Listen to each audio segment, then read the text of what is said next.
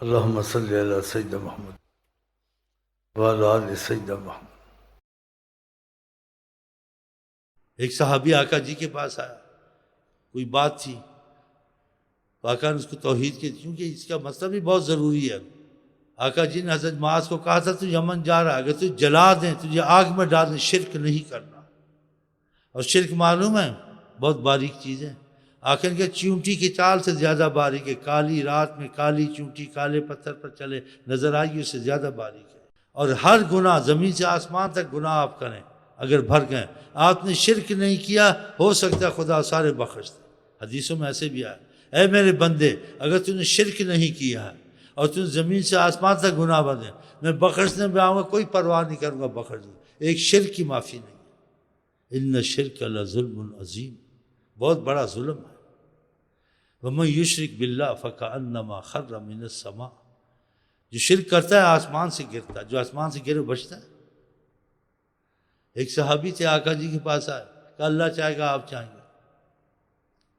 آپ نے کہا جعلتنی للہ ندا، تو نے خدا کے ساتھ مجھے شریک کر دیا۔ قل ان شاء اللہ وحدہ، کہ اللہ اکیلا چاہے گا، میرا نام کیوں لائے ساتھ؟ کچھ تعلیم دینی تھی، اور اس نام جو لایا وہ صحیح لایا، کیونکہ وہ دیکھتا تھا کہ ہم اللہ اللہ لاکھ کرتے ہیں، دعائیں مانگتے قبول نہیں ہوتے جس چیز کو ہم چاہتے ہیں۔ جب ان کے پاس آتے ہیں، یہ دعا کرتے چاہتے کام ہو جاتے ہیں، وہ اپنے حساب سے صحیح ہے۔ اب یہ منع کرتے ہیں تو پھر ان کی بات ماننی ہے، لیکن سمجھ میں نہیں آ رہا صحابی کے۔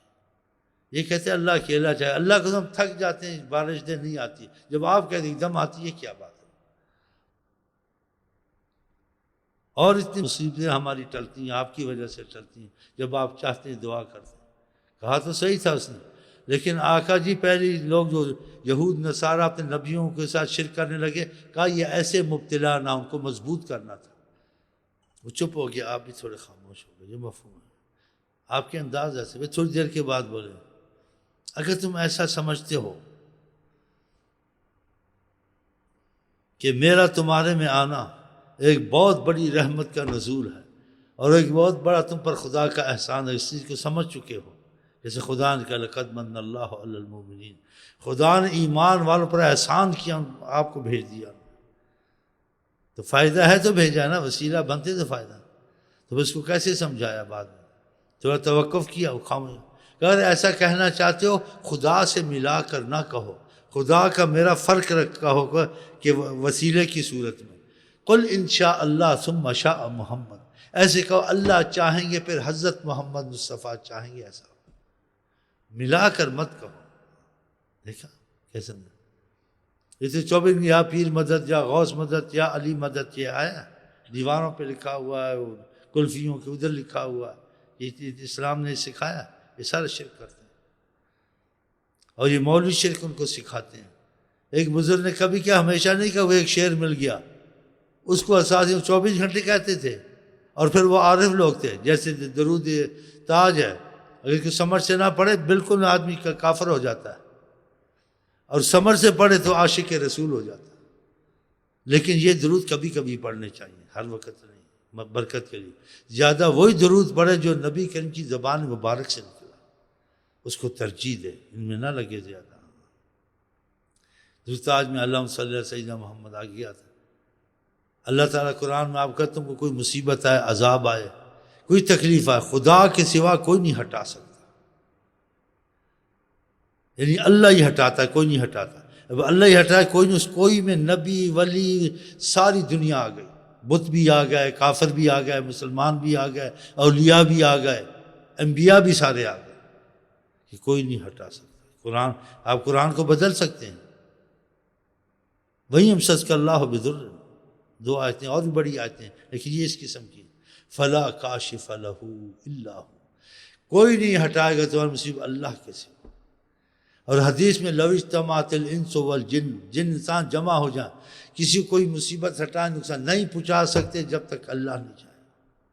اور ایک صحابی کو آقا جی نے خود کیسے ہی حدیثیں ہیں، میں اور جبرائیل میکائیل اسرافیل مل کر بھی دعا کریں، اگر خدا نے وہ عورت نہیں لکھی نہیں ملے گی، اللہ کا مسئلہ بیچ میں آئے گا۔ دیکھا یہ حدیثیں نہیں، اس کو چھپانا ہے، جو علم کو چھپائے گا خدا آگ کی لگام دے گا۔ اب ان چیزوں کو سمجھنے کی ضرورت پڑتی ہے کہ اللہ ہی ہٹاتا ہے تو اللہ ہٹاتا ہے. ہم تو نمازیں نفلیں پڑھ چاہتے نہیں ہٹتے. کسی بت پہ عقیدہ رکھتے ہیں، اس کو ہدیے چڑھاتے ہیں، چڑھاوے چڑھاتے ہیں، وہ کام بن جاتا ہے. تو نبی کا کتنا شان ہو گیا، ایک بزرگ کو ہدیے چڑھاوے چڑھاؤ تو کام بن جاتا ہے. اب آپ کے ثبوت ہے نا آپ کے پاس. تم کہتے اللہ ہٹاتا ہے، اللہ تو نہیں ہٹائے، بزرگ نے ہٹائی. اب بھی سمجھ نہیں آئے گی، تمہارا بیڑا غرق ہو جائے گا. پھر پیر مدد، پھر بچے پیدا ہوں گے پیراں دیتا کہو گے، اللہ دیتا نہیں کہو گے پیراں ہی نہیں دیتا. میں مزار پہ گیا تھا، طواف کیا تھا، چڑھاوے چڑھاتے، پیراں دیتا ہوگی. اور قرآن میں اللہ ہی اولاد دیتا ہے، کوئی نہیں دیتا. یہ کہتے ہیں پیر بھی دیتے ہیں. تو پھر مسئلہ ان کے ذہن میں کیسے بٹھایا جائے؟ یہ بھی اپنی جگہ صحیح بولتے ہیں کہ ہم گئے شیخ صاحب کے پاس، حضرت صاحب کے پاس، دعا کرائی، ہمارا کام ہوا. اور خدا کے پاس گیا، مسجد میں کام ہی نہیں ہوا. ہوتا نہیں ہوتا ہے. ہاں تو پھر اس کا یہ اختلاف، اس کے ذہن کا یہ توازن کیسے ٹھیک کرو گے؟ وہ کہے گا مجھے ادھر سے سمجھاؤ، مجھے سمجھ نہیں آتی ہے کہ میں تو کہتا ہوں اللہ ہی کرتا ہے، لیکن ہوتا نہیں ہے. جب کسی دوسرے کے پاس جاتا ہوں، بزرگ کے پاس یا قبر میں کسی کے پاس جاتا ہوں، ہو جاتا ہے.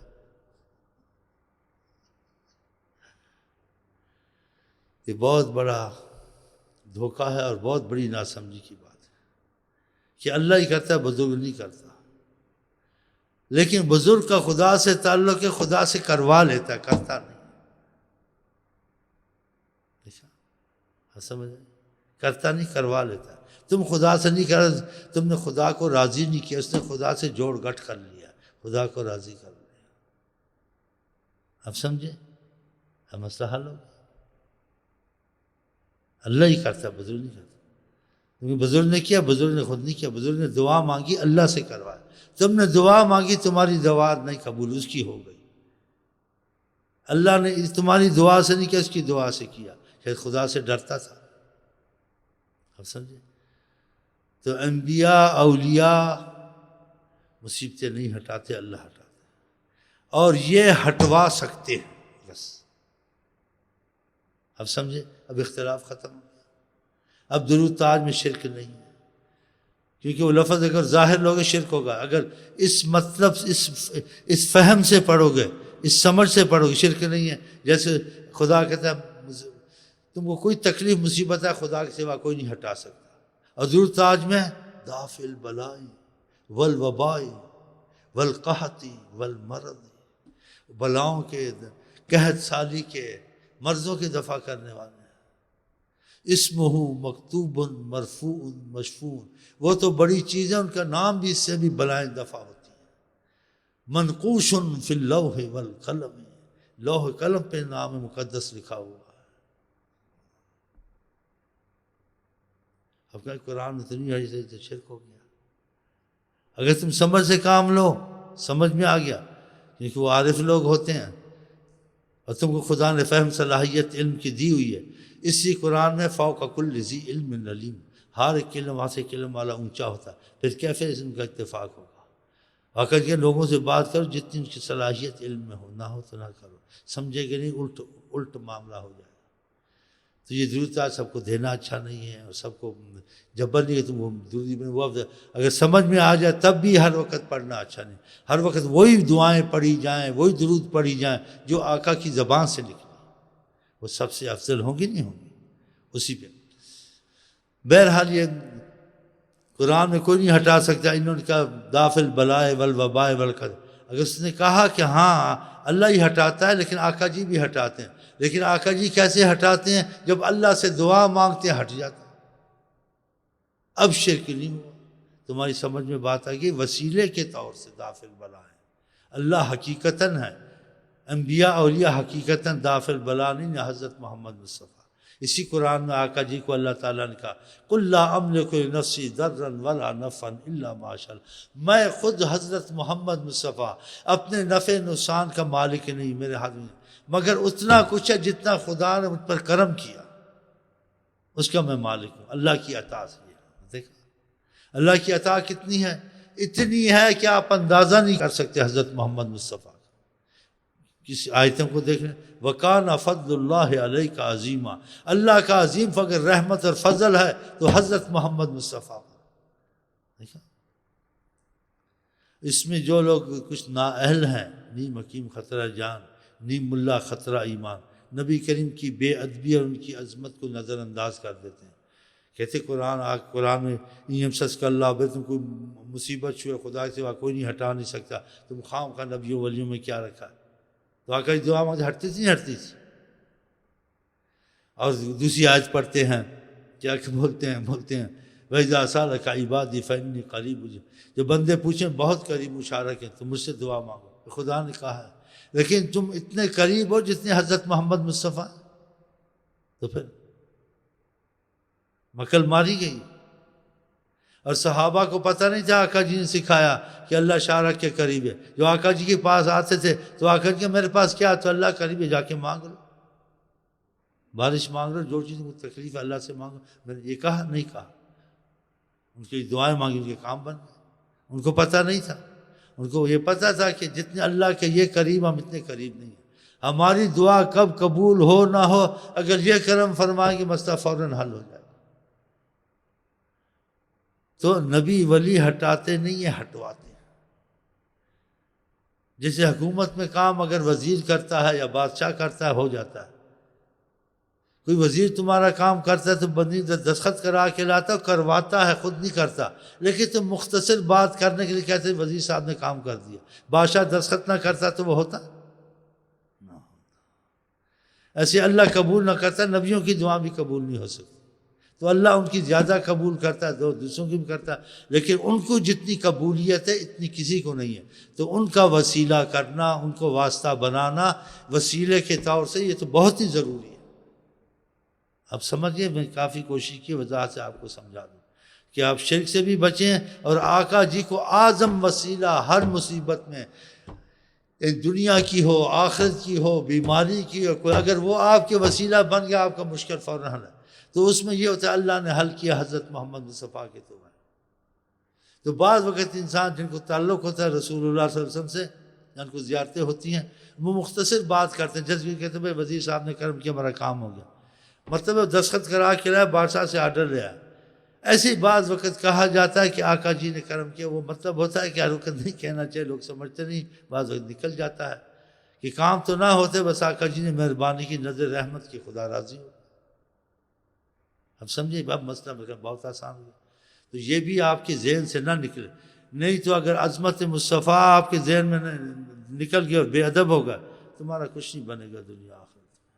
اور عظمت خدا نکل گیا، شرک تم نے کیا، تم کو کبھی معافی نہیں ملے گی، اس کا فیصلہ کیا خدا نے۔ قرآن میں آیت ہے کہ جس نے شرک کیا جنت اس پر حرام ہے، اس کے لیے معافی نہیں۔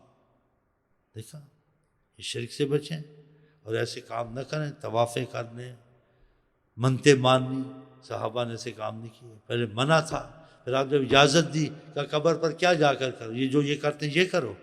یہ بعض جاہل پیروں نے سکھایا، جاہل عالموں نے، نیم حکیم خطرہ جان، نیم ملا خطرہ ایمان، نیم دردی خطرہ ثانی، ایسا سے جن میں صلاحیت نہیں ہے۔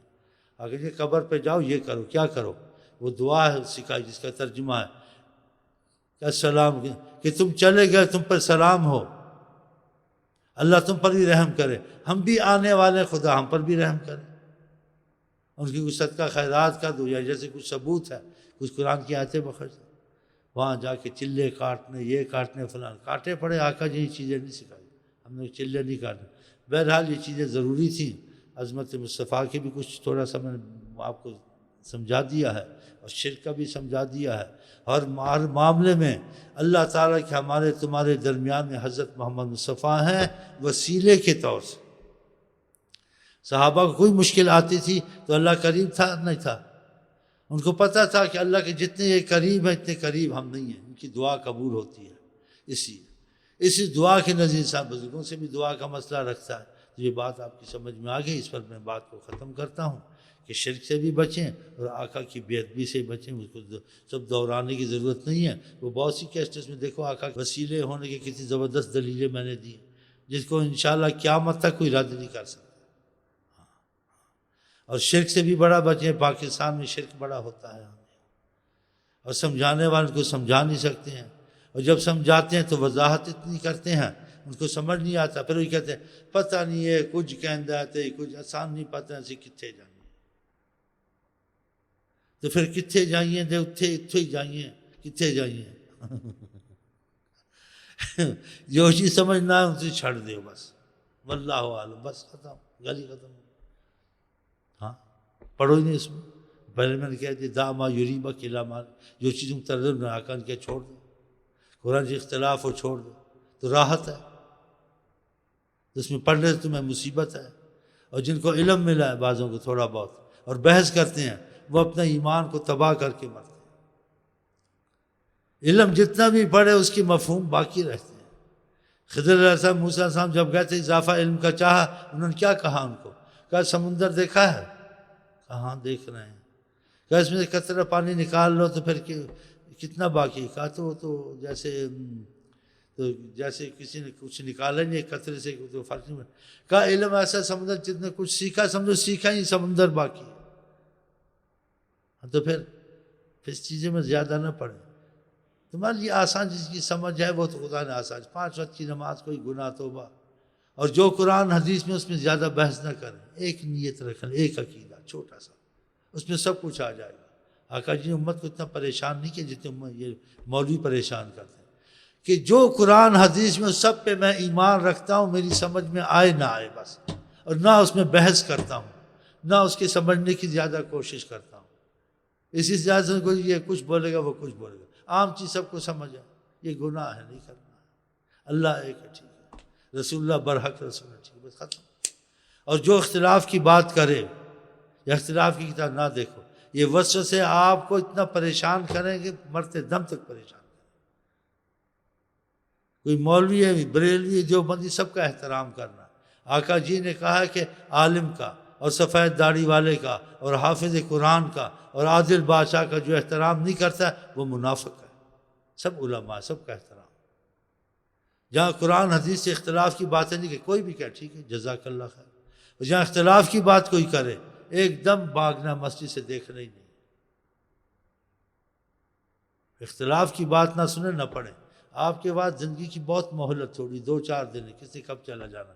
آپ نے کوئی خدا سے معاملہ ٹھیک کرنا ہے، کوئی نفس شیطان سے جان چھڑانی ہے، کچھ ایمان کو مضبوط کرنا ہے، کچھ 2 نمازیں مضبوط۔ آپ ان چیزوں میں پڑھو گے تو تمہارا تو سارا مسئلہ گڑبڑ ہو جائے گا، ذہن تمہارا ہر وقت منتشر رہے گا، اور یکسوئی تمہارے دل کو سکون نصیب ہی نہیں ہوگا۔ اور ہو سکتا ہے کہ تم ایمان کے کمزور ہو، تم اسلام سے ہی بدعقیدہ ہو۔ بعض لوگ ایسے ان مولویوں کی وجہ سے ہو گیا اسلام سے ہی بدعقیدہ کہ یہ بولتا ہے کیا اسلام ہے؟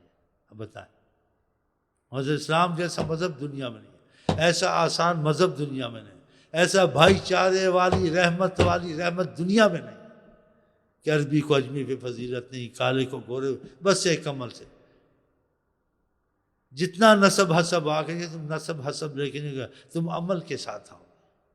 جس کا عمل اس کو گرا دے اس کا نسب اس کو اونچا نہیں کرے گا۔ اتنا اچھا اسلام ہے۔